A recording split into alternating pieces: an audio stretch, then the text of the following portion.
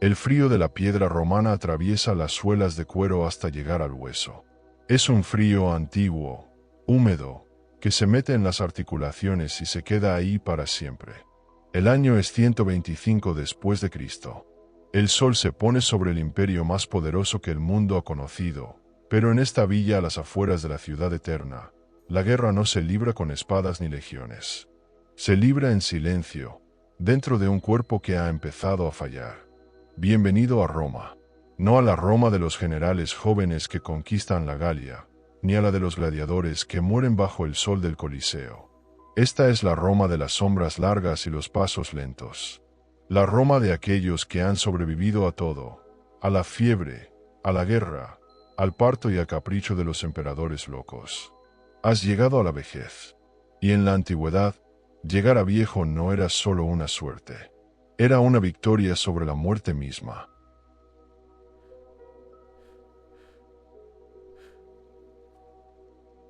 Imagina por un momento que eres Marius. Tienes 65 años.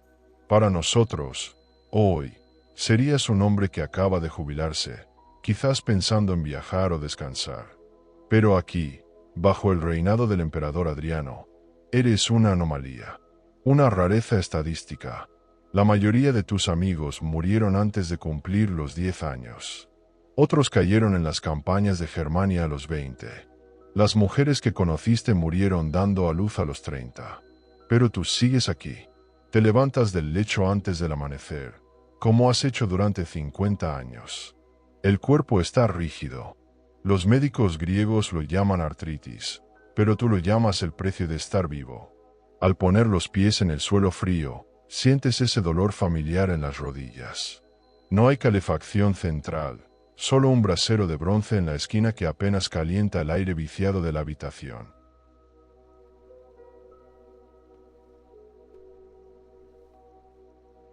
Un esclavo joven entra en silencio. No te mira a los ojos. Te ayuda a vestirte porque tus hombros ya no giran lo suficiente para colocarte la toga correctamente. La toga es pesada, metros y metros de lana blanca que pesan como una armadura. Pero debes llevarla. Es tu símbolo. Es lo que le dice al mundo que no eres un viejo inútil, sino un ciudadano romano. Un senex. La palabra senador viene de senex, que significa anciano. En teoría, Roma respeta las canas. En teoría, la sabiduría se valora por encima de la fuerza bruta. Pero mientras el esclavo ajusta los pliegues de tu ropa, te miras en el espejo de metal pulido y ves la verdad. La piel cuelga donde antes había músculo. Los ojos están hundidos, rodeados de una red de arrugas que parecen mapas de carreteras antiguas. Roma es una ciudad cruel para los débiles. Y tú, Marius, por primera vez en tu vida, sientes el miedo real a la debilidad.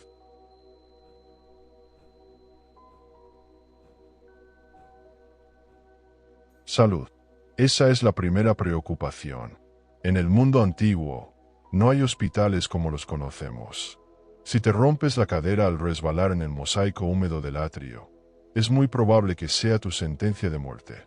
Una simple gripe puede convertirse en neumonía en cuestión de horas. Por eso, cada movimiento que haces está calculado. Caminas despacio no solo por dolor, sino por precaución. Sales al atrio. El aire de la mañana es fresco. El olor a pan recién horneado se mezcla con el olor menos agradable de las alcantarillas de Roma que el viento trae desde el río. Allí están tus hijos, tus nietos, y una docena de clientes esperando para saludarte. Aquí es donde la paradoja de la vejez romana se vuelve fascinante y aterradora. Míralos. Hombres fuertes, mujeres jóvenes, niños llenos de energía. Físicamente, podrían derribarte con un solo empujón. Podrían quitarte todo lo que tienes. Pero no lo hacen. Al contrario, bajan la cabeza cuando entras. Se callan.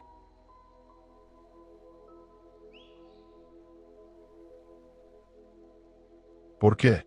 Porque Roma ha construido un muro invisible alrededor de sus ancianos. Un muro hecho de leyes sagradas. Se llama patria potestas. El poder del padre. Tú, Marius, eres el pater familias. Mientras respires, Eres el dueño absoluto de todo lo que ves. Esa silla donde te sientas, esa estatua de los antepasados, el dinero en el cofre fuerte, los esclavos, el ganado. Todo es tuyo, pero no solo las cosas. Las personas también. Tu hijo mayor tiene 40 años. Ha luchado en 2 guerras. Tiene sus propios hijos. Pero legalmente, es un niño. No posee nada. Ni siquiera la ropa que lleva puesta es suya ante la ley. Es tuya. No puede firmar un contrato sin tu permiso. No puede casarse si tú no lo apruebas. Si quisiera, ni siquiera podría emancipar a sus propios hijos sin tu consentimiento. Ese hombre de 40 años, fuerte y capaz, te tiene miedo. O quizás no miedo, sino una mezcla compleja de respeto religioso y una espera desesperada. Porque mientras tú vivas, él no es nadie.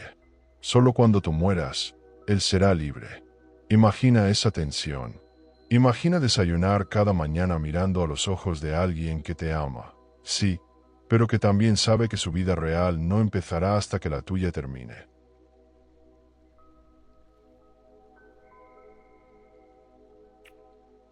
Te sientas en tu silla curul, con los cojines acomodados para aliviar tu espalda. Comienza el ritual de la salutatio. Los clientes se acercan uno a uno. Te piden dinero, te piden favores políticos, te piden protección. Tú escuchas. Tu voz es más rasposa que antes, más débil, pero cuando hablas, se hace el silencio. La vejez en Roma te quitaba la fuerza de los brazos, pero te daba una fuerza social inmensa. Eras la memoria viva de la ciudad. Tú recordabas cuando el Coliseo aún no estaba terminado. Tú recordabas el año de los 4 emperadores. Eras un archivo viviente en un mundo sin internet y sin imprenta. Tu memoria era valiosa, pero la memoria es traicionera. A veces, en medio de una frase, olvidas un nombre. Te quedas en blanco, y en ese segundo de silencio, ves el pánico en los ojos de tus hijos. No es preocupación por tu salud, es preocupación por el patrimonio.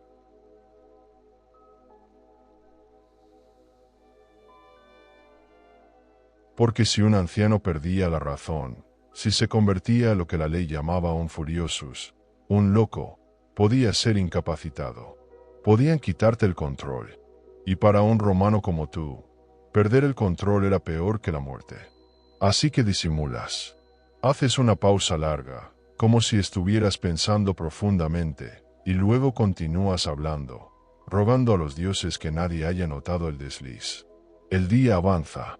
El sol calienta las piedras y tus huesos se sienten un poco mejor. Comes poco. Galeno, el médico más famoso, dice que los ancianos deben comer como niños. Alimentos blandos, húmedos y calientes. Gachas de trigo, un poco de pescado, vino muy aguado. La digestión es lenta y pesada. Te retiras a la biblioteca. Allí, rodeado de rollos de papiro, intentas leer. La vista de cerca te falla desde hace años. Tienes que pedirle a un esclavo lector que lea para ti. Escuchas las palabras de Séneca, otro anciano que escribió sobre esto mismo hace décadas. Séneca decía que la vejez es una enfermedad incurable, pero también decía que es el único momento en que el hombre puede ser verdaderamente el mismo, libre de las pasiones violentas de la juventud, de la ambición ciega y de la lujuria.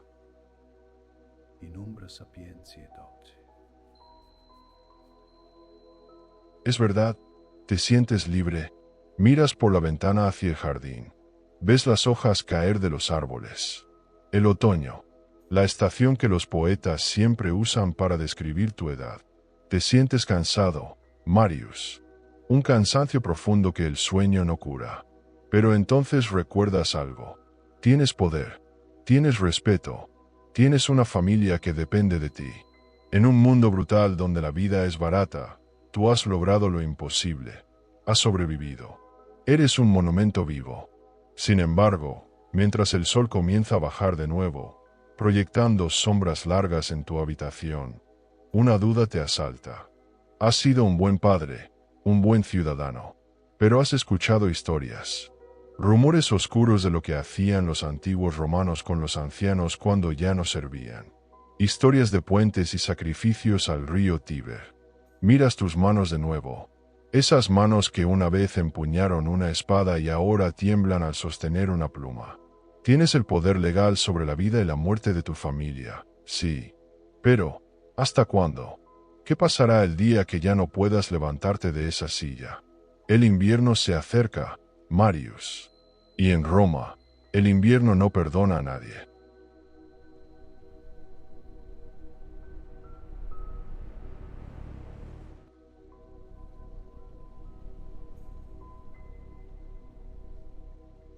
El invierno romano no perdona a nadie, decíamos.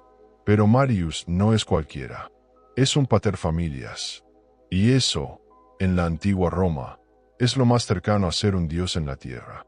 Mientras la tormenta ruge fuera, dentro del tablinum, el despacho sagrado de la casa, se respira un aire denso, cargado de incienso y miedo. Es la mañana siguiente. La luz grisácea entra por las pequeñas ventanas altas. Marius está sentado en su silla curul, esa silla de marfil y madera que simboliza su autoridad. Frente a él, de pie, con la cabeza baja, está su hijo mayor, Lucio. Lucio tiene 42 años. Tiene canas en la barba. Ha comandado una centuria en la frontera del Danubio. Ha matado hombres con sus propias manos.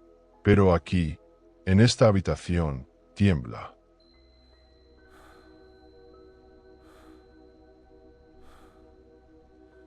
Imaginad la escena. Un hombre hecho y derecho, un veterano de guerra, pidiendo permiso a su anciano padre para vender un pequeño terreno. Un terreno que él mismo cultiva. Un terreno que, técnicamente, no es suyo. Padre, dice Lucio con voz firme pero respetuosa, necesito vender el viñedo de la colina norte. Las deudas de juego de mi cuñado. Marius levanta la mano. Un gesto leve. La mano es huesuda, con manchas oscuras de la edad, pero el gesto es imperativo. Lucio calla al instante.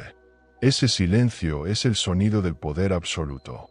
En Roma, la patria potestas no es una metáfora bonita sobre el respeto a los mayores. Es una ley brutal. Mientras Marius respire, Lucio es un filius familias. Un hijo de familia. Legalmente, un eterno menor de edad. Todo lo que Lucio gana, todo lo que conquista, todo lo que compra, pertenece a Marius. Si Lucio encuentra un tesoro enterrado en su jardín, es de Marius. Si Lucio escribe un poema famoso, los derechos son de Marius. Marius mira a su hijo. Ve la frustración en sus ojos. Ve la impaciencia. Ve a un hombre que espera. Y esa espera es venenosa.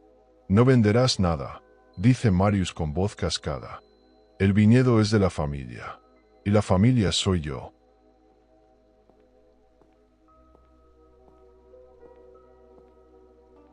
Lucio aprieta la mandíbula. Podría gritar. Podría irse. Pero no lo hace. Besa la mano de su padre y sale de la habitación caminando hacia atrás, sin darle la espalda. Este es el drama oculto de cada casa romana. La gerontocracia. El gobierno de los viejos. Roma no fue construida por jóvenes impetuosos. Fue construida, legislada y mantenida por ancianos testarudos que se negaban a soltar las riendas. El Senado romano, la asamblea más poderosa del mundo antiguo, toma su nombre de Senex. Es, literalmente, una asamblea de viejos. Para un romano, la experiencia no era algo que se ganaba y luego se retiraba. Era algo que se acumulaba para ejercer poder. Cuanto más viejo eras, más cerca estabas de los dioses, más cerca estabas de los antepasados, por tanto, más autoridad tenías. Pero esta autoridad tenía un precio terrible, la soledad. Marius se queda solo en su despacho. Se frota las sienes. Le duele la cabeza. Sabe que sus hijos lo aman, sí, pero también sabe que calculan cada día cuánto falta para que muera. Ha visto cómo miran el reloj de sol en el jardín. Ha oído los susurros. Durará otro invierno. Pasará de las idus de marzo.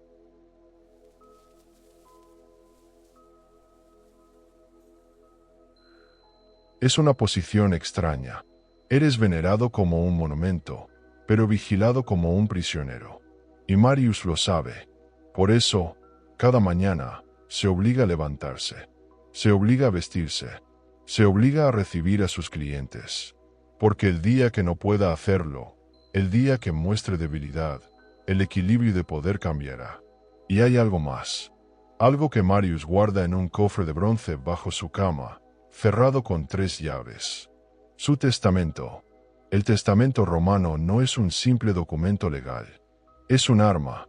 Es la última carta que un anciano puede jugar. En él, Marius puede desheredar a quien quiera. Puede dejarlo todo a un esclavo liberto. Puede obligar a sus herederos a realizar rituales humillantes en su tumba para recibir el dinero. El testamento es la amenaza silenciosa que mantiene a la familia unida y aterrorizada. Lucio lo sabe. Su esposa lo sabe. Sus nietos lo saben. Sé bueno con el abuelo, o te borrará de las tablillas de cera. Esa frase se susurraba en cada villa, en cada ínsula, en cada palacio de Roma. El amor filial, a veces, era puro cálculo económico.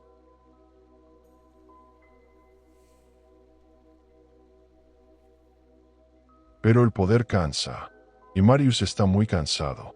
Se levanta con dificultad y camina hacia la ventana. La lluvia ha parado. Roma brilla bajo un sol pálido de invierno. Desde aquí puede ver el Tíber, el río sagrado que atraviesa la ciudad como una arteria sucia y vital. El Tíber. Marius siente un escalofrío que no tiene nada que ver con el frío.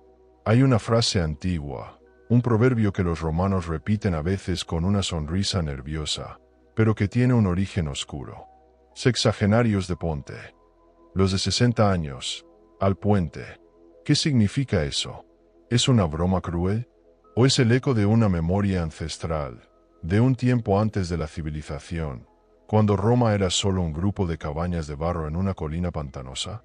La leyenda dice que, en los tiempos más antiguos, cuando la comida escaseaba y la tribu debía sobrevivir, los ancianos que ya no podían trabajar, que ya no podían luchar, que eran una boca inútil que alimentar, eran llevados al puente Sublicio, el más antiguo de Roma.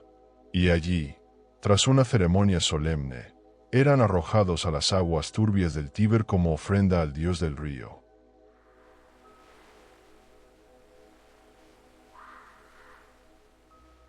Marius mira el río desde su ventana. Sabe que hoy en día, en la Roma civilizada y legalista de Adriano, no se tira a nadie al río. La frase al puente ahora significa algo más suave: retirar a los ancianos del derecho a votar en los comicios. Al puente significa quitarles la voz política, apartarlos del camino para que pasen los jóvenes. Pero el miedo persiste. El miedo atávico de ser inútil, de ser una carga, de que un día tus hijos te miren no con respeto, ni con miedo, sino con lástima. O peor aún, con impaciencia asesina. Porque Marius recuerda lo que le pasó a su vecino, Cayo. Cayo tenía 70 años. Era rico, pero empezó a olvidar cosas. Empezó a hablar con estatuas. Empezó a regalar dinero a extraños en la calle. Sus hijos fueron al pretor. Invocaron la cura furiosi, la tutela de los locos. En una sola tarde, Cayo dejó de ser paterfamilias. Pasó a ser, legalmente, un niño otra vez. Sus hijos tomaron el control de todo. Lo encerraron en una habitación por su propio bien. Y allí murió, solo, mirando una pared, mientras sus hijos bebían su vino y gastaban su oro. Ese es el verdadero terror. No la muerte, sino la irrelevancia. El convertirse en un objeto en tu propia casa.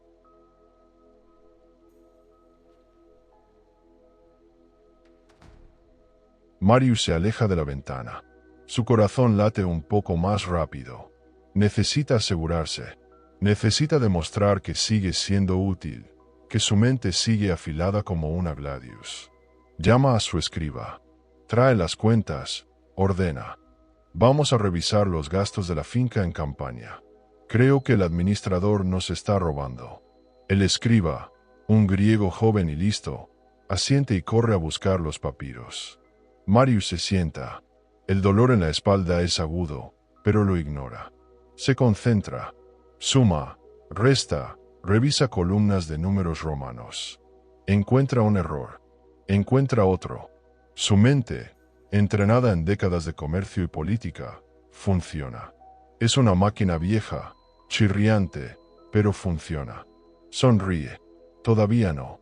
Todavía no irán al pretor. Todavía no lo tirarán al puente, ni real ni metafórico. Pero la tarde cae, y con la noche vuelven los fantasmas. Marius cena solo, como le gusta ahora, para no tener que escuchar el ruido de los jóvenes. Come un poco de pan mojado en vino. Y entonces, recuerda algo que le contaron sobre una extraña ceremonia que se celebra cada año en mayo. La Sargei, un ritual donde los sacerdotes arrojan muñecos de paja al Tíber desde el puente Sublicio. Muñecos con forma de ancianos. Marius deja el pan en la mesa. Un escalofrío le recorre la espalda de nuevo. Los romanos son un pueblo práctico. No hacen rituales sin razón. ¿Esos muñecos de paja son el recuerdo de sacrificios reales? Hubo un tiempo en que Roma, la ciudad de la ley y el orden, devoraba a sus padres para que sus hijos pudieran comer. Marius mira la llama de la lámpara de aceite vacilar. Se siente pequeño, se siente frágil, y por primera vez en años, el gran pater familias, el dueño de vidas y haciendas, siente ganas de llorar. No por tristeza, sino por miedo puro y duro.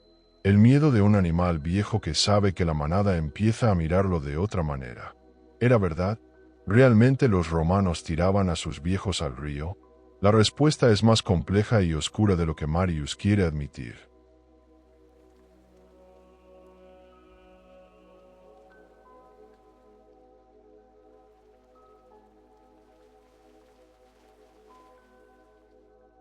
Ese muñeco de paja girando en el agua fría es una pesadilla recurrente.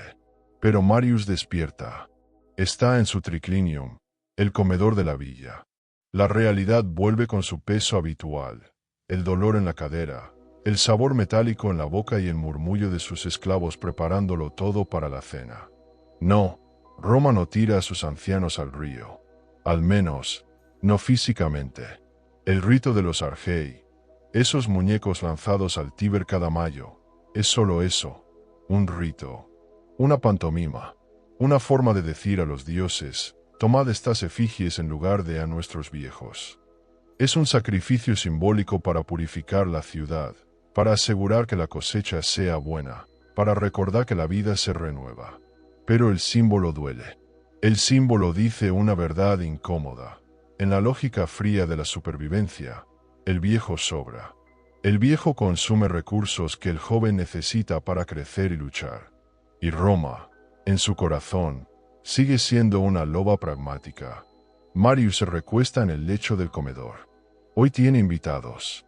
Senadores, comerciantes, amigos de su edad. Es una cena de senex. De supervivientes. The vintage is superb, is it not? Indeed, it pairs well with our discourse. True indulgence for the mind. El ambiente es cálido. Huele a aceite de nardo y a vino especiado con miel. El mulsum, que a los viejos les encanta porque calienta el estómago. Aquí, entre sus iguales, Marius se relaja. Aquí no tiene que fingir fuerza. Aquí puede quejarse de la gota, de la vista cansada, de la ingratitud de los hijos. Mi hijo Cneo, dice uno de sus amigos, un hombre obeso con la cara roja, me preguntó ayer si pensaba reformar el testamento. En mi propia cara. Todos ríen. Es una risa amarga, de complicidad. Saben que sus hijos son buitres educados. Pero, mientras ríen, Marius nota algo. Su amigo, el de la cara roja, de repente se queda callado. Mira al vacío. La copa se le inclina en la mano y el vino tinto se derrama sobre su toga blanca como una herida. Publio, pregunta Marius. Publio no responde. Sus ojos están vidriosos. Balbucea algo ininteligible. Los gansos, el Capitolio. Palabras sin sentido. El silencio cae sobre la mesa como una losa de mármol. No es una borrachera. Todos lo saben. Es el otro terror. El terror que no se nombra. La demencia.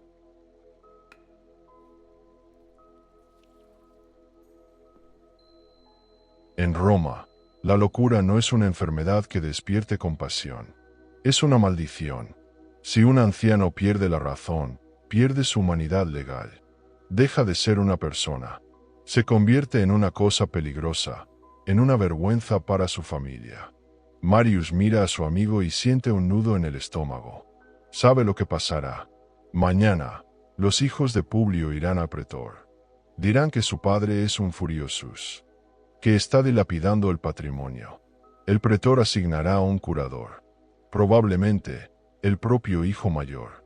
Y Publio, el gran senador, el hombre que financió acueductos, será encerrado en una habitación trasera de su propia casa hasta que muera. Nadie hablará de él. Nadie lo visitará. Será un fantasma en vida. Los esclavos limpian el vino. Se llevan a Publio con discreción, casi arrastrándolo. La cena continúa, pero el apetito ha desaparecido. La fragilidad de la mente es más aterradora que la del cuerpo. Un hueso roto se puede entablillar. Pero, ¿cómo entablillas un recuerdo que se desvanece? Marius vuelve a casa pensando en esto. La noche es cerrada.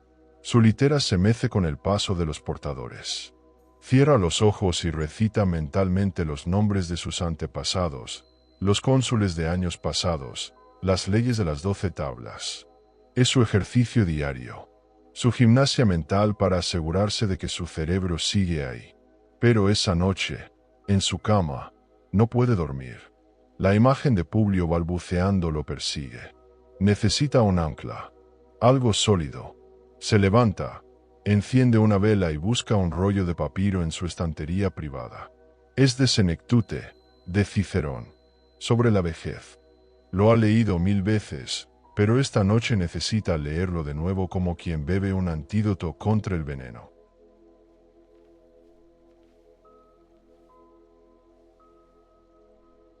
Cicerón escribió esto cuando tenía 62 años. Escribió para convencerse a sí mismo y a los demás de que la vejez no era una condena, sino una liberación.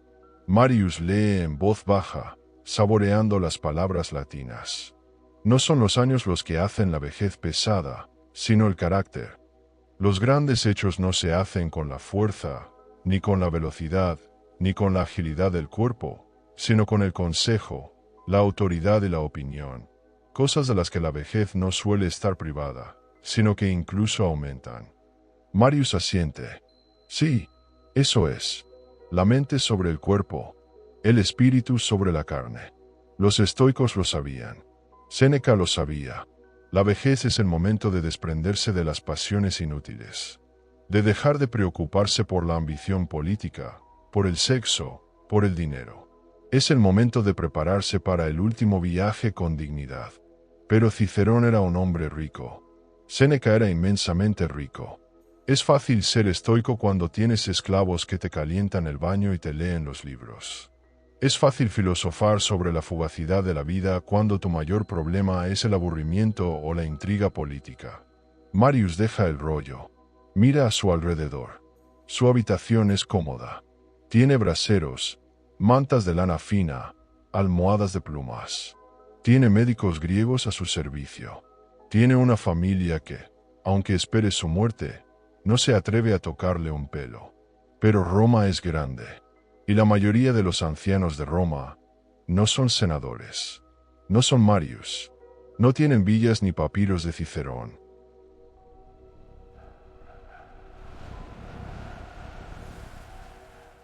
¿Qué pasa cuando la vejez te atrapa sin dinero? ¿Qué pasa cuando no tienes hijos, o tus hijos han muerto antes que tú? ¿Qué pasa cuando eres un liberto, un artesano, o peor aún, un mendigo en las calles de la Subura? Allí, la filosofía estoica no sirve de nada. Allí, Cicerón no te da de comer. Allí, la vejez no es una etapa de autoridad y consejo. Es una sentencia de muerte lenta y dolorosa. Imagina tener 70 años y tener que cargar sacos de grano en el puerto de Ostia para comer ese día. Imagina tener las manos deformadas por la artritis y tener que seguir tejiendo cosiendo porque si no lo haces, te mueres de frío. Imagina ser una anciana sola, vendiendo amuletos falsos en una esquina, temiendo que los vigiles te den una paliza o que unos ladrones te quiten las pocas monedas que tienes. Esa es la otra cara de la vejez romana. La cara que no sale en las estatuas de mármol. La cara de la supervivencia pura y dura. Marius se siente culpable. Una culpa extraña. Sabe que su privilegio es frágil, pero existe. Sabe que fuera de sus muros hay un ejército de ancianos invisibles. Hombres y mujeres que no temen perder la memoria, sino perder el techo. Que no temen a sus herederos, porque no tienen nada que heredar.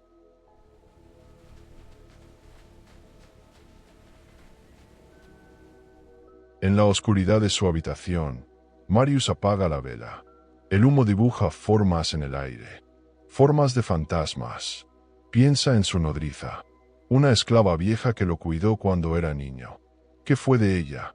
Cuando se hizo demasiado vieja para trabajar, su padre la envió a una granja en el campo. Para que descanse, dijo. Pero Marius sabe la verdad. La enviaron a morir lejos de la vista, donde no molestara, donde no costara dinero mantenerla en la ciudad. La crueldad romana es eficiente. Si no eres útil, desapareces. A menos que tengas dinero para comprar tu utilidad. Marius se acurruca bajo las mantas. El frío de la noche aprieta. Mañana tendrá que volver a ser el paterfamilias fuerte. Mañana tendrá que revisar las cuentas. Mañana tendrá que vigilar a sus hijos. Pero ahora, en la oscuridad, solo es un hombre viejo con miedo a olvidar su propio nombre.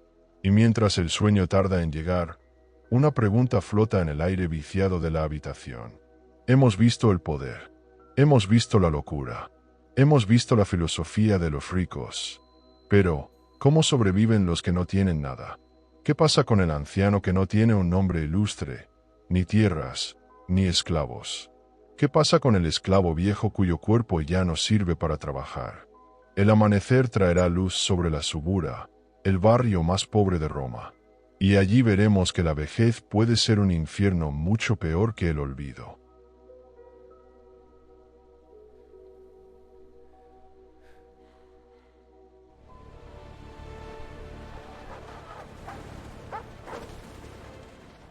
Marius se despierta en su cama de plumas, protegido por muros de piedra y esclavos. Pero a solo 1 kilómetro de allí, en el corazón podrido de la Subura, el despertar es muy diferente. Aquí no hay Cicerón ni estoicismo. Aquí, la vejez es un combate cuerpo a cuerpo contra el hambre. Conoce a Cayo, no el senador Cayo que perdió la cabeza, sino Cayo el aguador. Tiene 72 años. Su espalda está doblada en un ángulo permanente, como un árbol viejo azotado por el viento. Su piel es cuero curtido por décadas de sol y lluvia. No tiene dientes, lo que hace que sus mejillas se hundan, dándole el aspecto de una calavera viviente. Cayo no tiene jubilación. En Roma, el concepto de retiro solo existe para los soldados veteranos o los ricos. Para la plebe, para el 90% de la población, el retiro es la muerte. Si no trabajas hoy, no comes hoy. Así de simple.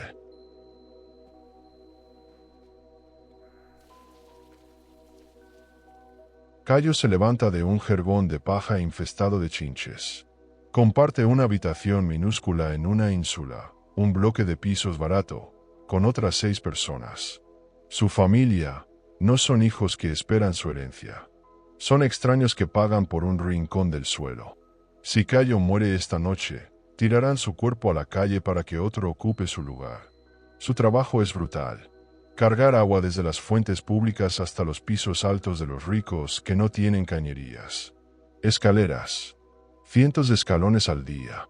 Sus rodillas crujen como madera seca. Cada peldaño es una tortura. Pero Cayo sigue subiendo. ¿Por qué? Porque tiene miedo. El miedo a la mendicidad es más fuerte que el dolor. En Roma, ser un mendigo anciano es la forma más baja de existencia. La gente no ve a un abuelo venerable. Ven a un parásito. Ven fealdad. Los romanos adoran la belleza, la fuerza, la juventud. La vejez pobre les repugna. A veces, cuando Cayo descansa un segundo en una fuente, los niños le tiran piedras. Se burlan de su joroba. Se ríen de su temblor. Y Cayo baja la cabeza. No tiene fuerzas para defenderse. Solo tiene fuerzas para sobrevivir otro día.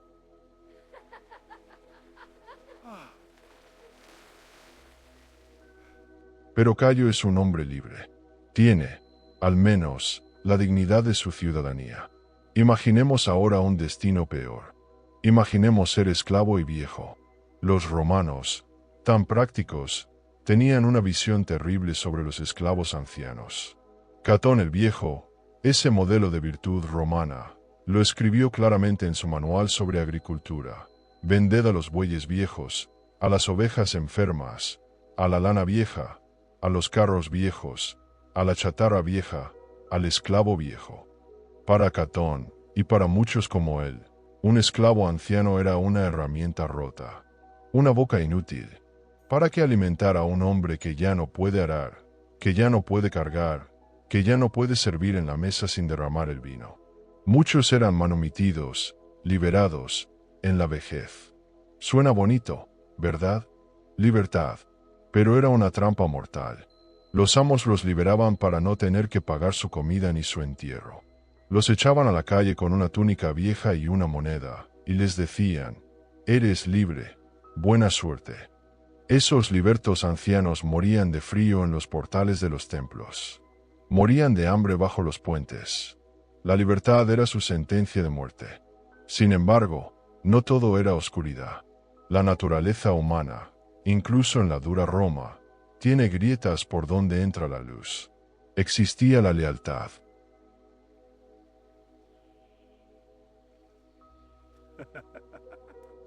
En las casas ricas, como la de Marius, algunos esclavos viejos eran intocables. Las nodrizas que habían amamantado a los señores. Los pedagogos que les habían enseñado a leer. Estos esclavos ancianos eran parte de la familia emocional, aunque no legal. Se les daba tareas suaves, vigilar a los niños, tejer, simplemente estar ahí. Se les respetaba, pero incluso ellos vivían con el miedo. Si su amo moría, ¿qué haría el heredero? ¿Los vendería? ¿Los echaría? Su seguridad dependía del capricho de otra persona. Y luego estaban las mujeres. Las ancianas pobres. Si ser un hombre viejo era duro, ser una mujer vieja y pobre en Roma era caminar sobre el filo de una navaja. Las ancianas eran figuras sospechosas. En la literatura romana, la vieja es casi siempre un monstruo. Una bruja, una alcahueta, una envenenadora. Horacio y Marcial escribieron poemas crueles burlándose de sus cuerpos caídos, de su olor, de su deseo sexual, que consideraban repugnante. Una anciana en la subura tenía pocas opciones. Podía ser partera, ayudando a traer vida en condiciones higiénicas terribles. Podía ser plañidera, pagada para llorar y gritar en los funerales de otros. O podía dedicarse a oficios más oscuros, vender filtros de amor, hacer abortos clandestinos, arreglar matrimonios o prostitución. La saga, la bruja sabia, era una figura respetada y temida. La gente acudía a ellas de noche, buscando remedios que los médicos griegos no conocían o no se atrevían a usar.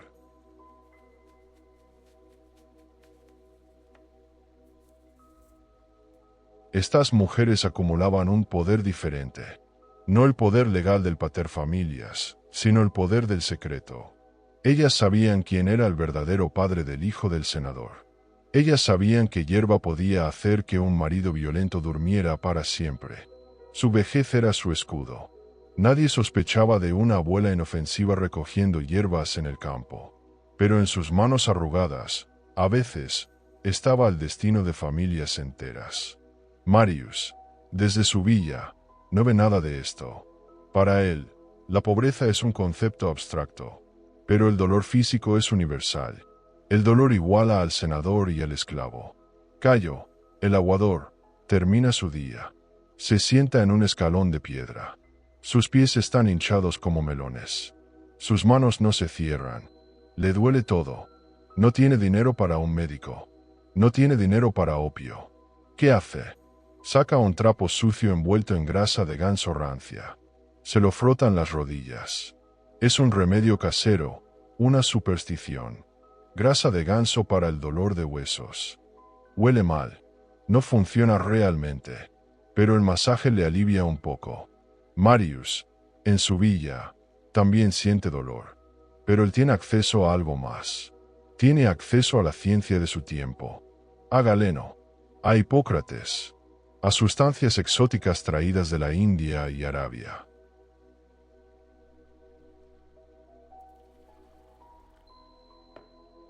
La medicina romana para la vejez era una mezcla fascinante de observación brillante y locura absoluta. Sabían que el cuerpo se secaba y enfriaba con la edad, así que prescribían calor y humedad, baños termales, vino, aceite, pero también prescribían cosas que hoy nos harían vomitar.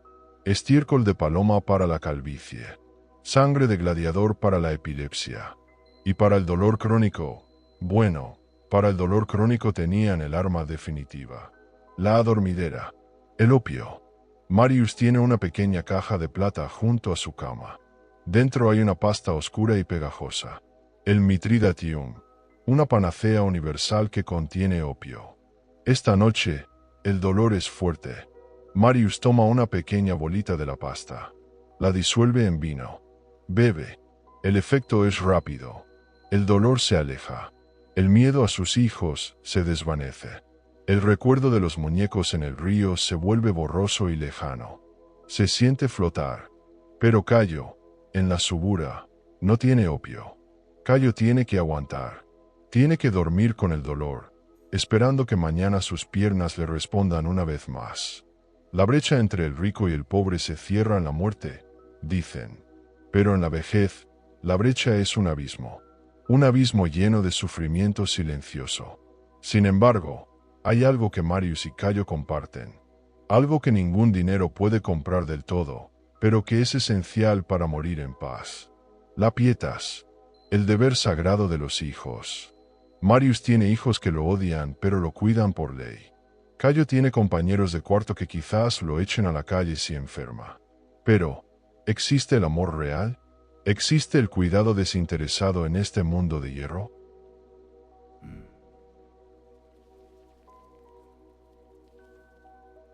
La respuesta está en las termas, en los lugares donde la carne vieja y la joven se encuentran sin togas, sin rangos, sin mentiras. Allí veremos cómo los romanos intentaban, desesperadamente, detener el tiempo. Y descubriremos que, a veces, el mejor remedio para la vejez no era una medicina, sino una simple caricia. El agua caliente nos espera, y con ella, los secretos finales del cuerpo romano.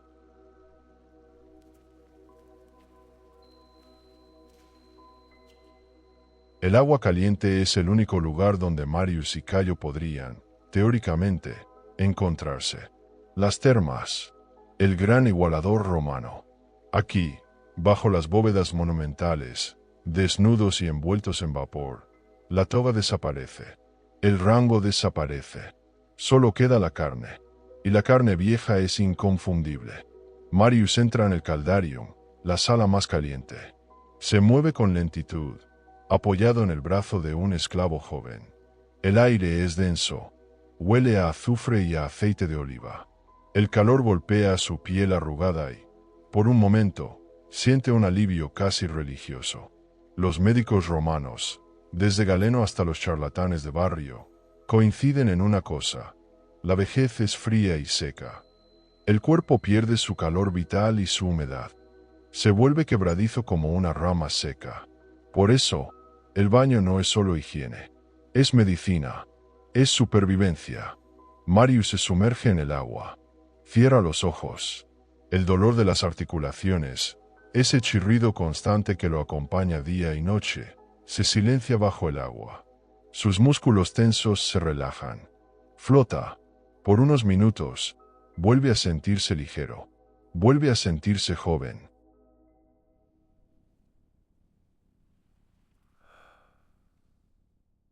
A su alrededor, otros ancianos hacen lo mismo. Se frotan aceite en las extremidades. Se dan masajes vigorosos con el estrigil, una herramienta curva de metal para raspar la suciedad y el sudor. Se cuentan sus dolores. Se recomiendan remedios. Grasa de oso para la calvicie, dice uno. Miel de iblea para la tos, dice otro. Sangre de toro caliente para la impotencia, susurra un tercero, provocando risas nerviosas. La impotencia, el gran tabú, para un romano, cuya virilidad es sinónimo de poder. Perder la capacidad sexual es una pequeña muerte. Y Roma tiene una industria entera dedicada a curar eso. Filtros de amor, encantamientos, dietas extrañas. Todo vale para retrasar lo inevitable. Pero no todos los remedios son mágicos. La medicina romana es sorprendentemente avanzada en algunos aspectos. Marius tiene cataratas. Ve el mundo a través de una niebla lechosa. Y sabe que existe una operación.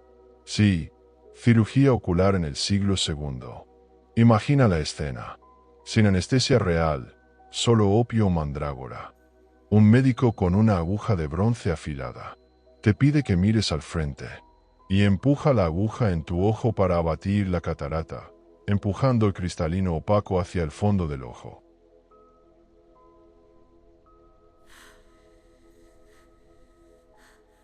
Marius ha visto amigos someterse a eso.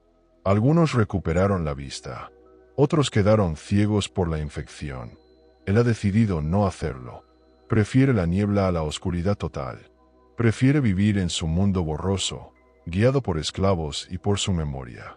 Pero hay algo más importante que la medicina. Algo que mantiene a los ancianos romanos con vida más que cualquier ungüento. Se llama pietas. La pietas no es piedad en el sentido cristiano. Es deber. Es lealtad. Es la obligación sagrada, religiosa y social que tienen los hijos hacia los padres. En Roma, abandonar a un padre anciano es un crimen monstruoso. Es peor que el asesinato. Si un hijo no cuida a su padre, es un impío. Los dioses lo maldecirán. La sociedad lo escupirá. Perderá sus derechos políticos. Marius lo sabe. Por eso, aunque sus hijos deseen su herencia, nunca lo dejarían morir de hambre. Nunca lo echarían a la calle. El miedo al que dirán y el miedo a los dioses los mantiene atados a su cama. Cada noche, una de sus nueras viene a darle las buenas noches. Le trae una bebida caliente. Le acomoda las mantas. ¿Lo hace por amor? Probablemente no. Lo hace por pietas. Lo hace porque es lo que se espera de una matrona romana decente. Y Marius acepta ese cuidado. No pregunta por los motivos. A su edad, el cuidado es cuidado, venga de donde venga.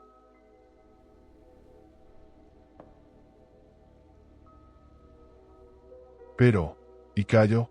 El aguador de la Subura. ¿Tiene el pietas? Sus hijos murieron o se fueron a las legiones y no volvieron.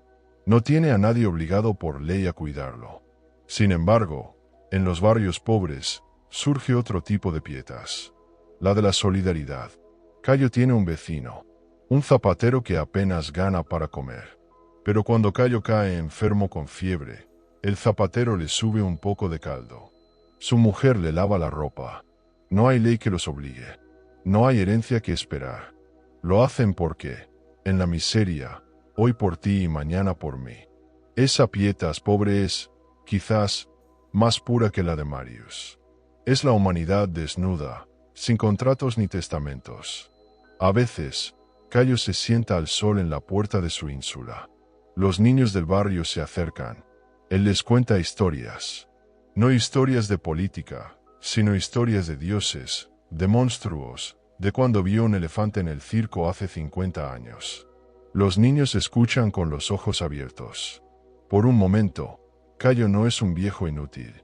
Es un narrador. Es un abuelo postizo. Se gana su lugar en la tribu no con dinero, sino con memoria.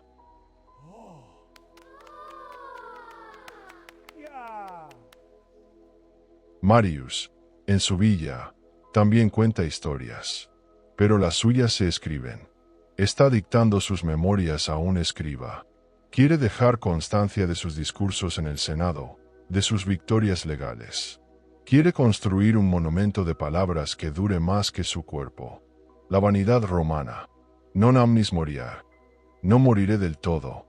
Pero el cuerpo tiene sus propios planes. Una noche, el dolor en el pecho de Marius cambia. No es el dolor sordo de siempre.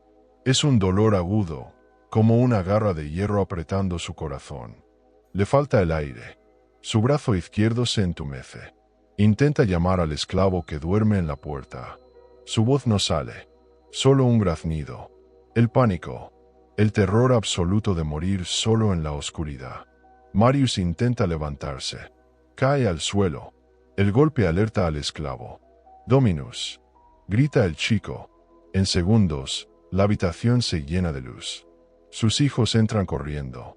Sus nueras. Marius los ve desde el suelo. Sus caras están borrosas, distorsionadas por las sombras de las lámparas. Ve preocupación. Ve miedo. Miedo por él, o miedo a que muera sin firmar el último codicilo del testamento. Lo levantan. Lo ponen en la cama.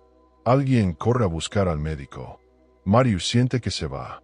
El frío sube por sus piernas. La frigidez de la vejez finalmente ha ganado la batalla contra el calor vital. Pero su mente, esa mente entrenada en 1000 debates, sigue clara. Sabe lo que está pasando. Es el fin, el acto final de la obra. Y como buen romano, Marius quiere morir bien. Quiere una buena muerte. Sin gritos, sin miedo, con dignidad estoica. Intenta componer su rostro.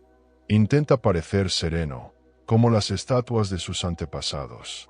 Mira a su hijo mayor, Lucio. Lucio, susurra.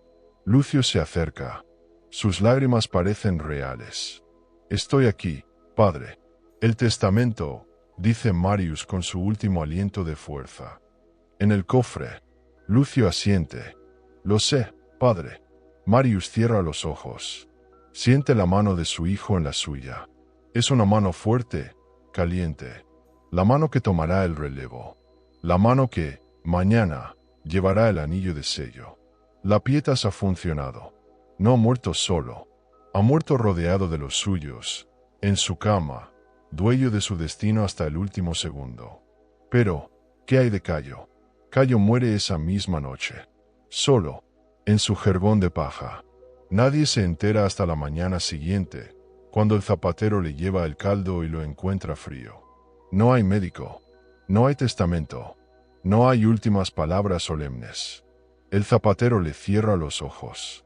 Le pone una moneda de cobre en la boca, para pagar a Caronte, el barquero del inframundo. Es todo lo que Cayo se lleva de este mundo. Una moneda y el silencio. 2 muertes. Una en seda, otra en paja. Pero ambas conducen al mismo lugar.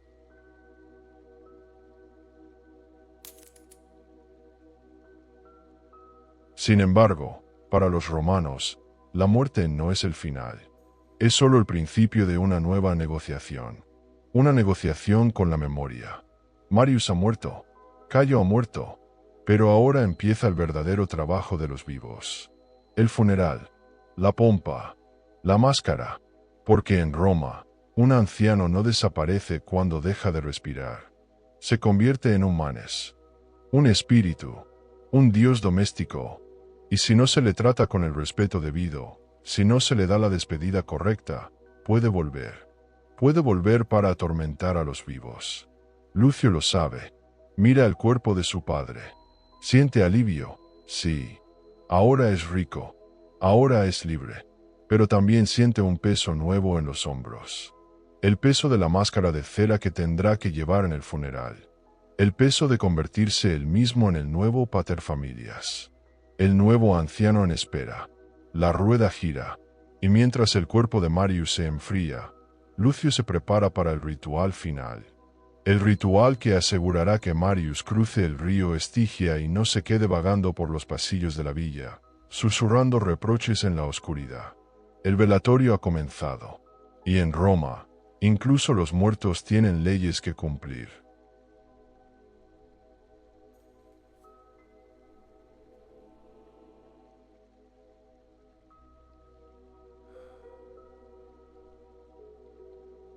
El anillo le queda grande a Lucio. Es una metáfora perfecta. Durante 40 años ha esperado este momento. Ha deseado en secreto que el viejo muriera para poder respirar. Y ahora que ha sucedido, el peso de la libertad es aplastante. Marius yace en la cama. Ya no es el paterfamilias. Es un cadáver. un objeto sagrado que debe ser tratado con precisión ritual para evitar la ira de los dioses. Lucio se inclina sobre el cuerpo de su padre. Es el momento de la conclamatio, el último intento desesperado de despertar al muerto, o de confirmar que el alma ha abandonado la carne. Marius, Marius, Marius, grita Lucio 3 veces. Su voz resuena en las paredes de piedra. No hay respuesta. El pecho de Marius no se mueve. Los esclavos, que esperan en las sombras, comienzan a llorar. Algunos lloran de verdad. Otros lloran porque saben que un nuevo amo significa nuevas reglas, y quizás nuevas crueldades. Lucio cierra los ojos de su padre. Saca una moneda de plata del bolsillo, un denario con la cara del emperador, y la coloca suavemente en la boca del anciano. El pago para Caronte. El pasaje al más allá.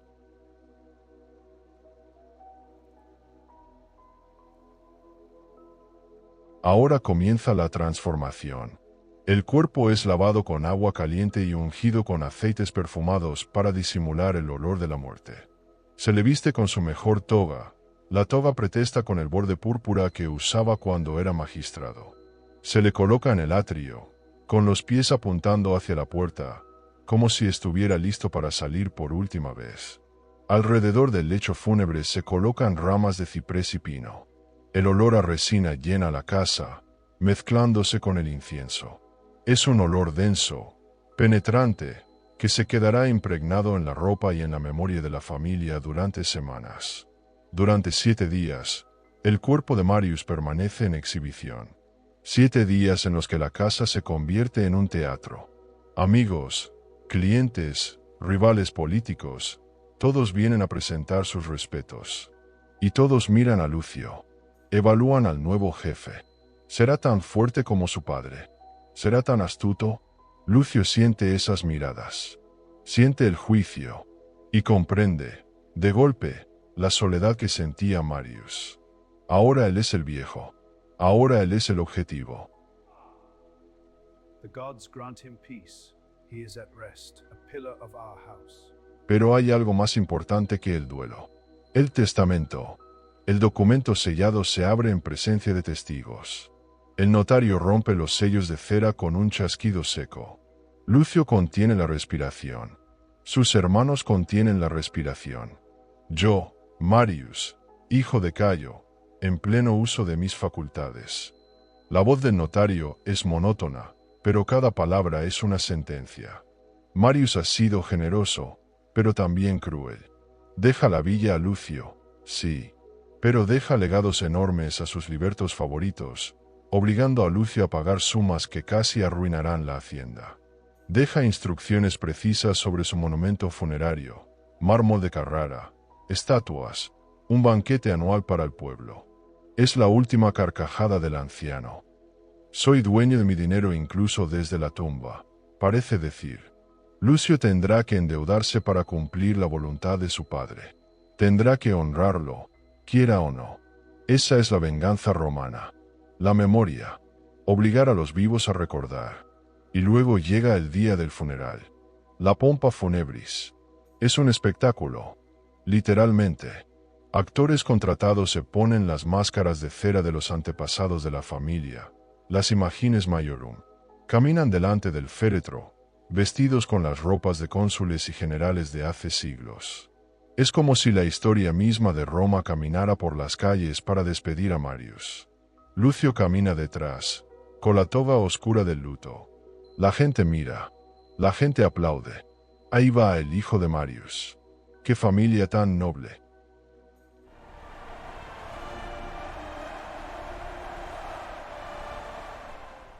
Llegan a la pira funeraria fuera de las murallas de la ciudad. El cuerpo de Marius se coloca sobre una montaña de madera empapada en aceite. Se lanzan perfumes, incienso, incluso comida al fuego. Lucio, como hijo mayor, tiene el deber final. Toma una antorcha.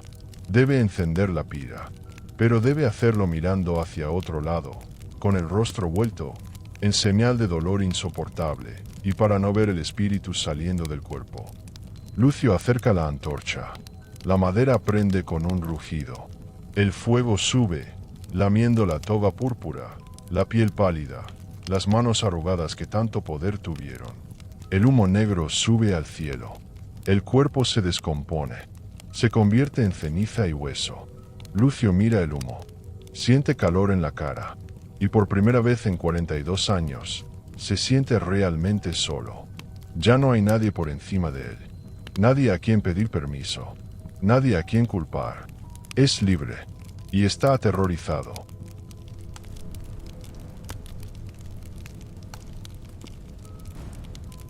Pero, ¿y Cayo? El funeral de Cayo es muy diferente.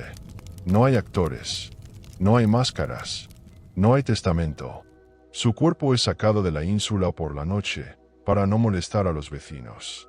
Lo llevan en una parihuela barata, alquilada por el gremio de aguadores, al que Cayo pagaba una pequeña cuota mensual para asegurarse un entierro digno. No hay pira. La madera es cara. Cayo será enterrado en una fosa común, en un puticuli, fuera de la puerta esquilina. Un lugar donde los pobres, los esclavos y los animales se mezclan en la tierra. El zapatero y 2 aguadores más lo acompañan. Tiran un puñado de tierra sobre su cuerpo envuelto en tela basta. Dicen una oración rápida a los dioses manes. Que la tierra te sea leve. Y se van. Tienen que trabajar mañana. Cayo desaparece. No habrá estatua. No habrá inscripción. En 2 generaciones, nadie sabrá que existió. Esa es la verdadera muerte en Roma. El olvido. Marius vivirá un poco más. Su nombre estará grabado en piedra en la Vía Apia. Sus hijos le ofrecerán vino y flores en su cumpleaños. Pero incluso la piedra se erosiona. Incluso las familias se extinguen. Al final, Roma devora a todos sus hijos. A los ricos y a los pobres. A los senadores y a los esclavos.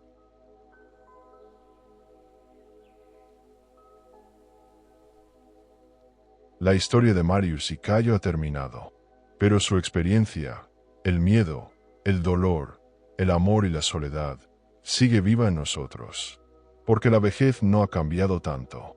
Seguimos temiendo al olvido, seguimos dependiendo de la bondad de los extraños o del deber de los hijos. Seguimos buscando remedios para el dolor. Esta noche, cuando cierres los ojos, piensa en ellos. Piensa en el frío del mármol romano, en el calor de las termas, en el peso de un anillo de oro, y en la ligereza de una moneda de cobre. Deja que sus historias te acompañen al sueño, porque ellos ya descansan. Y ahora, tú también puedes hacerlo. El imperio romano ha caído. Las legiones se han marchado. El ruido del foro se ha apagado. Solo queda el silencio. Descansa, viajero. La noche es larga, pero la historia siempre estará aquí para velar tu sueño.